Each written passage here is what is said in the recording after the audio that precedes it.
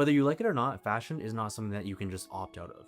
And for the people who love to say it's not that deep, I think the further you look, the more you realize that it really is that deep. In a previous video, I broke down a chapter on wardrobe from this book by Italian philosopher Emmanuel Coccia, where in it, he talks about how Coco Chanel went about using fashion to invent a new way of life. A way of life for women that didn't exist before the clothes made it possible. And what better place to tell the story than in Paris, where I've been the last little bit. And as a more casual enjoyer of fashion, this made me realize that our clothing and what we choose to wear is a lot deeper than I could have imagined. But how deep is it really? Well, Coccia's claim is that clothes are not accessories to a pre-existing self, but are constitutive of the self. What this means is that there is no self standing behind the clothes, waiting to be expressed, but rather the self comes into being through the act of dressing. And even if you think you're above fashion or think it's frivolous, your clothes are always saying something about you because every choice is a position in the game. There is no neutral way to dress. There is no 0 point. I think the best way to illustrate this is through the movie The Devil Wears Prada.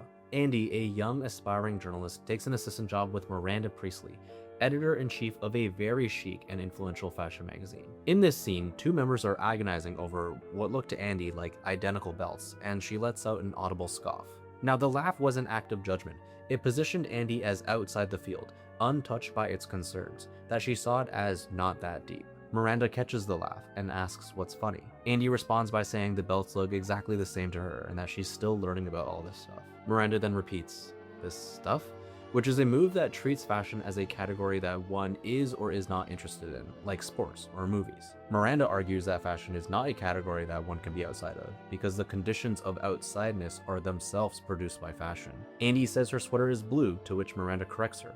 It's not blue, it's cerulean. Which is a demonstration to Andy that she's already inside of a system whose vocabulary she does not know. Miranda then goes into the lineage of where cerulean came from Oscar de la Renta to Yves Saint Laurent, to then trickling down into a department store, then to discount retail, and winding up in a clearance bin where it was ultimately fished out. But I think what a lot of people miss about the scene is that while Andy thinks she's above the field, that her blue sweater is a refusal of fashion, a rejection of the frivolity that Miranda represents. Miranda's response isn't a defense of fashion, but rather it's to demonstrate to Andy that her sweater is already inside the field. Andy, thinking she had opted out of fashion, has actually received, at the end of a long chain, the permission to wear that particular blue and feel superior about it. You cannot opt out of fashion, and once you cannot opt out, the only remaining question is whether you will pay attention to what you're saying, or will you leave it to the forces who will happily say it for you. I've been enjoying my time in Paris so much, and I have a lot more thoughts on fashion and art, and maybe even pastries on the way. So if you want that, please like and follow, and let me know your thoughts in the comments.